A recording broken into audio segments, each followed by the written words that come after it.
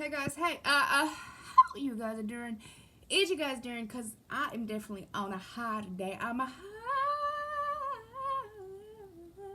That could have been a lot louder, but I thought I'd spare your ears.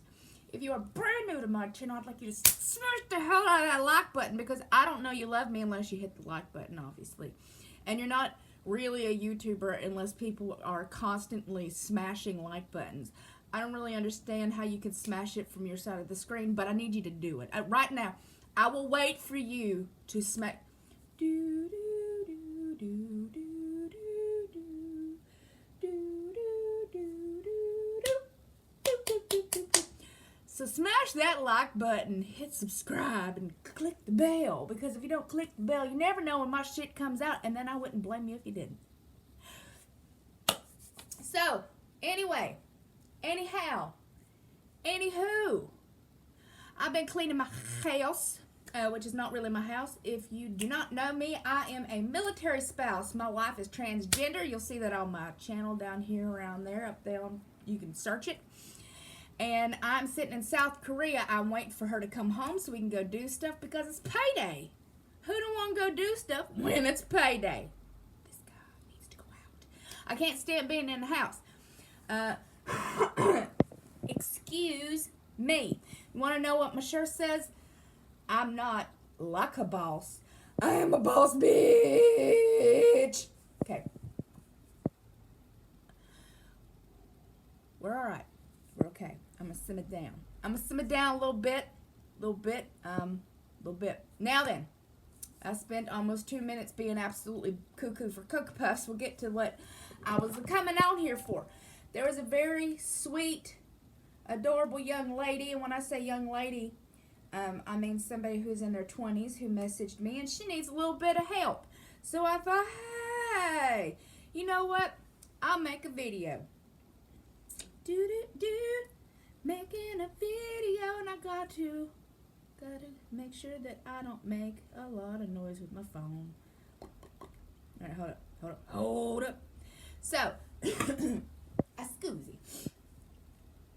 For those who do not know me, my relationship with Evelyn, we met 11 years ago. We are, we're a very interesting couple because I'm a very interesting person, and I have 6 years here on YouTube where I share pretty damn near everything. So I was over 500 plus pounds. I was pretty damn close to about 450 when Evelyn met me. She was living in California. I was living in West Virginia at that point in time. So I was living in Weber City, West Virginia. That's where I rented a small trailer, and that's where I was starting my life over. I had been in a really horrible, god-awful, terrible relationship with somebody who was very physically and definitely mentally abusive. They were horrifically mentally abusive towards me, and the roommate that we also had was one of the worst people I could have ever imagined coming across. And when I say that, I mean that with every fiber of my being, that person specifically was probably one of the worst people I've ever met in my life and made my life a living hell for quite a few years. So once getting out of that, I'm sure you guys can understand that I was very hesitant to meet anybody. I was completely downtrodden and beaten into the ground, and I could not even think about meeting somebody ever again. I was so big, so much in pain, already in, a wheelchair, could barely walk, didn't leave my house like ever. I have agoraphobia. Actually, technically, I am a recovering agoraphobic. Yes, you can recover from it. Will it go away forever? Hell no. But can you help yourself recover from it? Absolutely.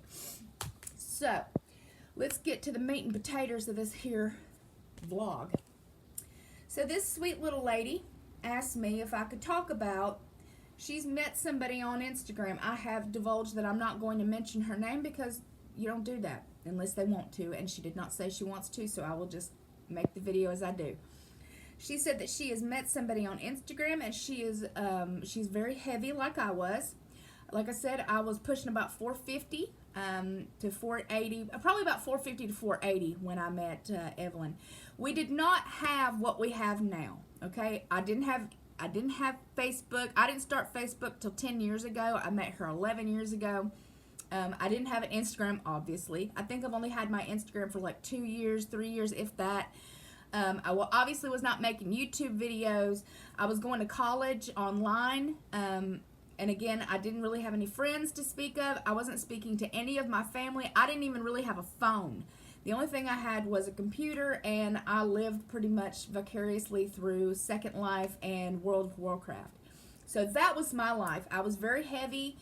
I was on a very small amount of food stamps because I was going to school, so they were being real sticklers about that. They were like, well, if you can afford to go to school, which I couldn't. I was only going to school to try to help myself get a job later on down the line, which did not happen because that's a long story. I'm not talking about that right now. So when I met Evelyn, she was living in California, where actually I'm going back to in December, Sacramento area, and we will be stationed somewhere else soon. So I'm not sure when. You guys will know when I do, as I tell you, per usual. She wanted to know several things about how this happened. How did I get over these barriers? And there are barriers. When you meet somebody online, even if it's just a friend, when you meet somebody face to face, it is 100% different. I don't care who you are. I don't care how much you think you know somebody. Even if you talk every single solitary day, we did. We talked every day. We slept together online like we still do when she's here and I'm back at home. I'm in South Korea. I don't know if I remember to say that or not. But we sleep on the phone together. We were on 24 hours together. We would eat together. We would, talk all day long. We would talk all night long. She would go to work and stuff like that, and then I would do my school work. We would be talking in between that. We spent all our time on the game together. So even if you think you know every single facet, everything about somebody, you don't. You don't. It is not humanly possible to know every single solitary thing about somebody. And when you're meeting somebody for the first time, there are expectations. Now, you would like not to have expectations, and it would be wonderful not to have actual expectations of somebody, but we all do. We all expect something from somebody that we're going to meet, whether it is expecting them to know you better, expecting them to understand what you're going through. There's a lot of expectations. So we didn't have webcam. We only had Skype. So we used Skype without a webcam because neither one of us had one. Well, eventually, almost a year later, we decided to get one. I had pictures from an old phone that was literally just my face, and it was when I was much, much thinner. I was like 350 pounds when I had taken the picture of just my face. Literally, you saw this up. Her profile picture was very blurry, so again, I did not really get to see what she looked like. She had sent me some more pictures, but again, they were the very first iPhone that ever came out is what she had, so it was not very grandiose. It wasn't perfect. And then we got a webcam, and there came the day. It came the day that she was going to have to see me. We had already talked and fell in love with each other. We were best friends, and I was absolutely terrified. Absolutely horrified that the moment she saw who I was, really how big I was, that she was just going to hang up the computer and I'd never see her again, because that is what I expected to happen. This was even before she even came down to meet me. So we're going to start with that, because this is the area where this young lady is at right now. So it is beyond important to be honest with somebody. Saying you're 400 pounds, I'm not telling you how much this lady weighs. Saying that I was over 400 pounds does not compute to being next to somebody in real life who is 400 pounds. I could tell you right now, I weigh 229 pounds. I could show you pictures of me weighing 229 pounds, but until you wrap your arms around me, until you feel my shoulders, until you see my face, until you're touching me, smelling me, sitting next to me, holding me, kissing me, whatever it may be, depending on the person, that weight does not compute, because we all have something in our mind of things, of how things are, and when you lift that veil, it'll either be wonderful or it could be terrifying. And I know it can be very scary to meet somebody, especially if you're trying to be romantically intimate or even romantic in the beginning, in the first place, especially when you're meeting somebody online that you don't really 100% know. I would 1000% suggest that you start with Skype, or Facebook Messenger, or not just text.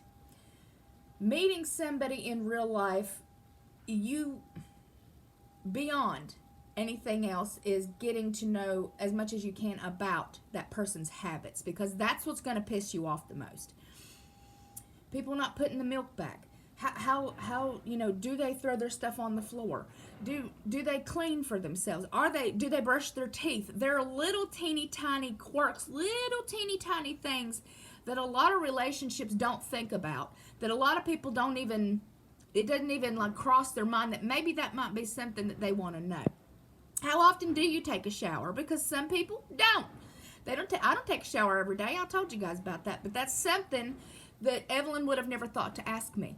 Do I clean my clothes and do I throw them on the floor when I get home? Does she throw shit on the floor all the time? Yes, she does. And does that aggravate the shit on me? Yes, it does.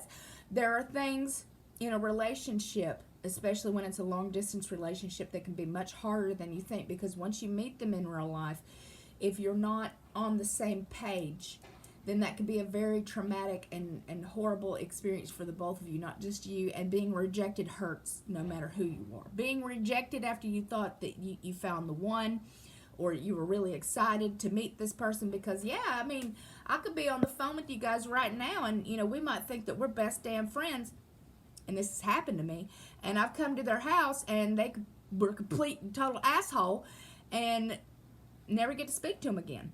It's just, you don't click. It's something's off. Something ain't quite right. Something, like I've had, I dated on websites before I met my ex that was terrible. And meeting these people, because these people lived in my town. So meeting these people was horrifying, because they were not prepared to see me as me, to know me as me. It didn't matter if we talked on the phone, because we did. I would talk to these people on the phone for like a week or two, and then we would, let's go to the movies, let's go get something to eat, let's go, Normally I would invite them over to my house with my friends being there, and then I would cook, because that's what I prefer to do, and it's cheaper than going out somewhere and then somebody rejecting me while I'm out, because I couldn't handle that. None of those worked, obviously, because I'm married to Evelyn, so that should tell you something. So anyway, first thing I would tell you is do your best to be honest. If you have mental issues, be honest. Don't just say, well, I have bipolar. That's not being honest with somebody. That does not prepare somebody for you being bipolar. That does not. I have general anxiety. I have PTSD. I have OCD. Saying these things, showing them these things, having someone live with you when you do these things is 100% different than just telling them, well, I have, I have, osteoarthritis really bad. And they're like, okay, well, that's cool. They're not prepared for me not to be able to get out of bed by myself. They're not prepared for me not to be able to walk on my leg correctly, that I need a cane some days, that I need a walker some days, that some days I had to be in a wheelchair. Not prepared I need help in and out of the bathtub. There are things that people cannot be prepared for unless you are living with them, or you are completely transparent. And if you're going to want to have sex with somebody, if you're going to want to be in a huge relationship with somebody, I would think, for me, that would be the most important thing to be honest about. I don't get around very well. I have a lot of mobility issues. I'm very uncomfortable in this situation. I don't like going to parties. I don't like going, these are things that you can be working on, but if that's something that you suffer with now, being honest in the very beginning of the relationship, before anything else happens, you get to know whether or not that person's going to be there for you, or if that person can fit the role that you need, or you can fit the role that they need. in general. So I'm going to get back to the question that she asked me. And these start to get a bit personal. So here you go. So,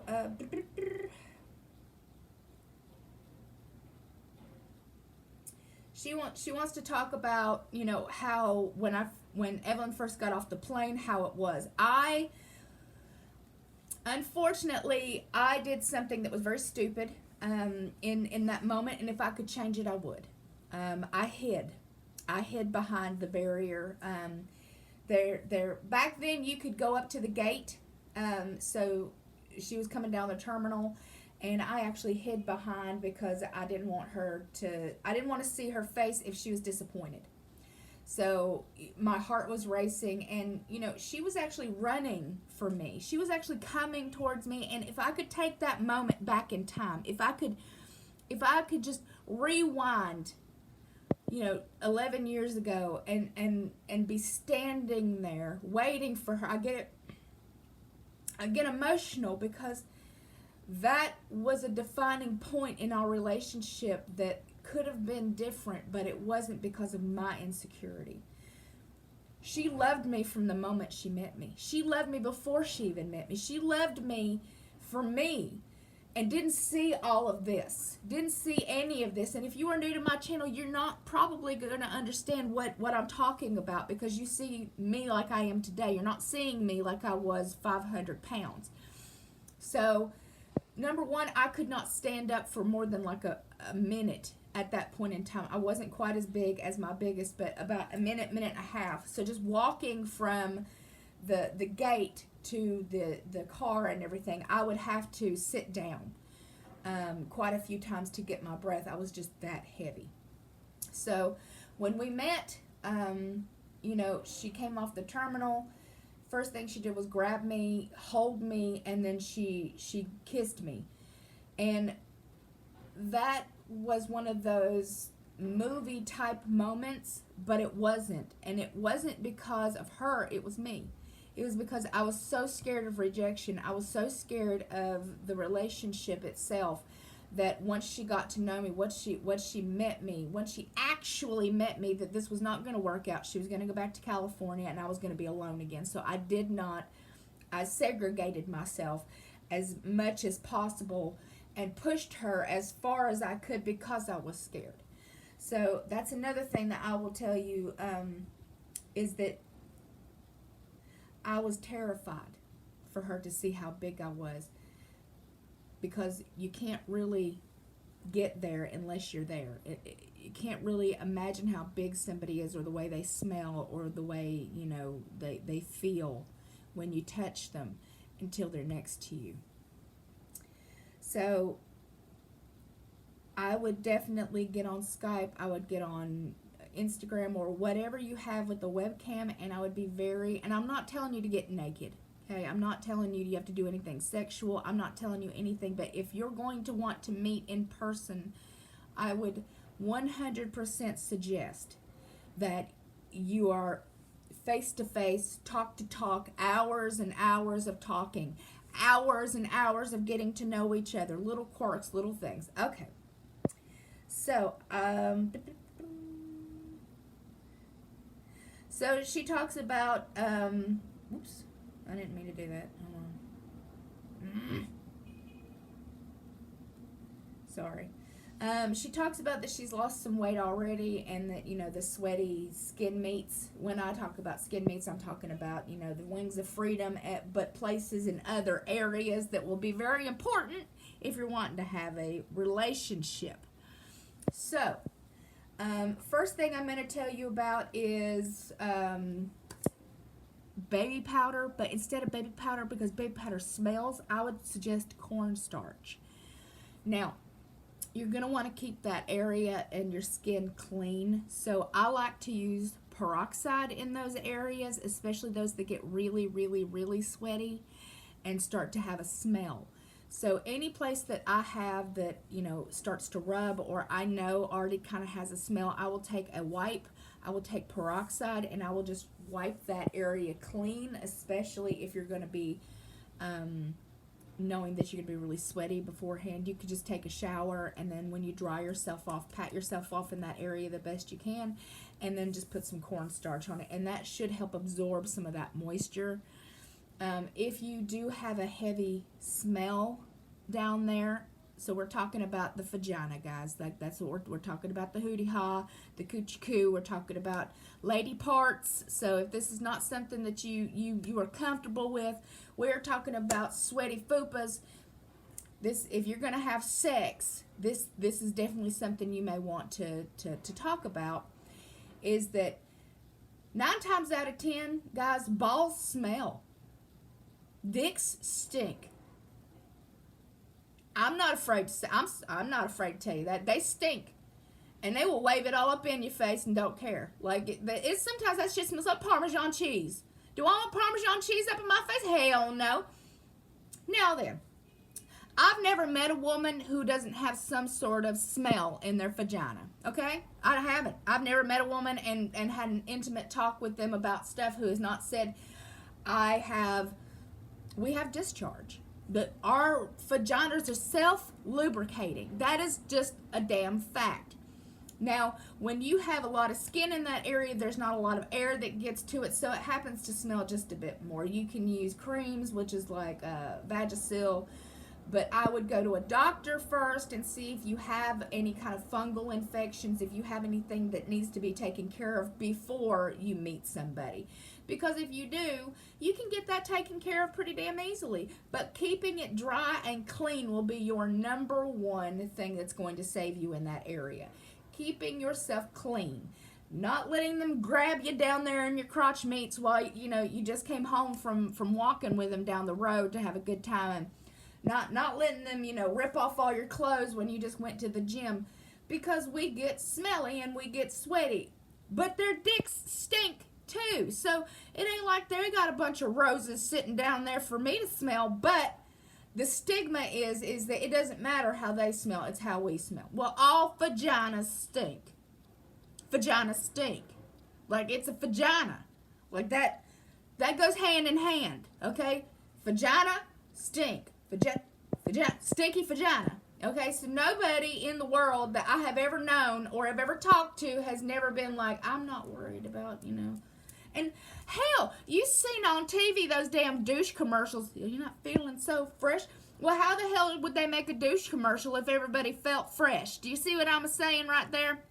And I wouldn't use those because that throws off your pH balance. But there are things again, Vagisil makes wipes that you can use right beforehand that will help clean that area. But once it starts, guys, like, there's going to be smell no matter what you do.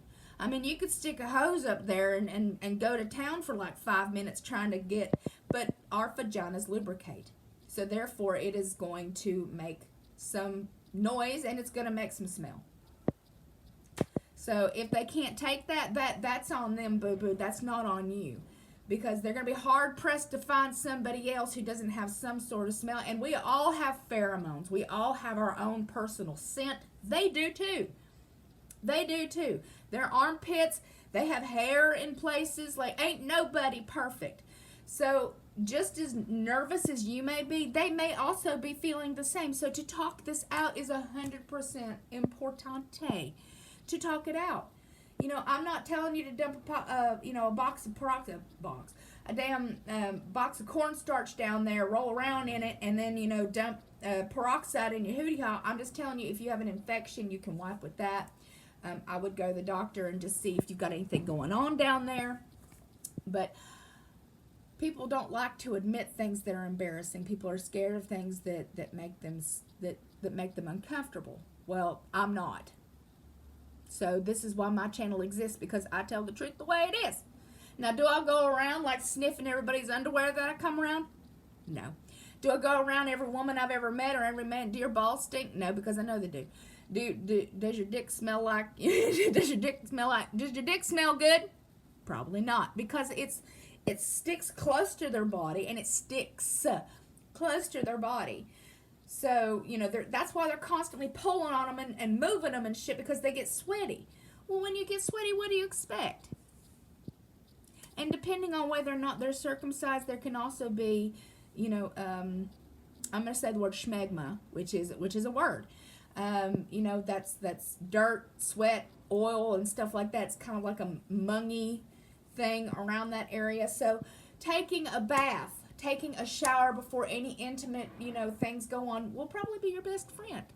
Like, just, I'm going to say it because most people won't. Lots of times people say, oh yeah, I love to shove it in my mouth. I'll eat you like a peach. I like to go downtown I like to go downtown longer than anything else. And then, you meet the person, you're like,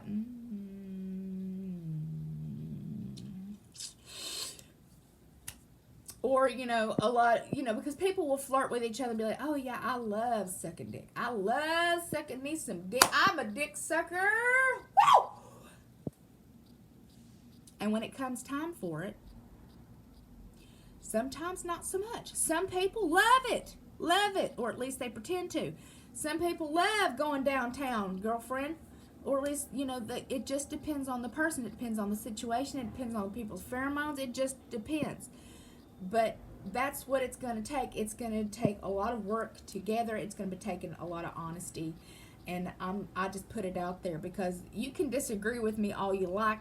That's your experience. This is my experience, and this is what the channel name is, Experiencing Nirvana. So you experience, and I talk about what I do. So you're experiencing what I do, and that's all I can talk about. I'm not a medical professional. I'm definitely not a doctor. I'm not a gynecologist. I can only tell you how it worked for me and Evelyn. I can only tell you that even today, I have issues with smell. I don't care for people to know that, because that's just life. I have issues with skin down there, and I have issues with having to keep myself clean. I must keep myself wiped and clean every day. Every time I go to the bathroom, I clean it, I wipe it up, I make sure that it's as dry as I possibly can.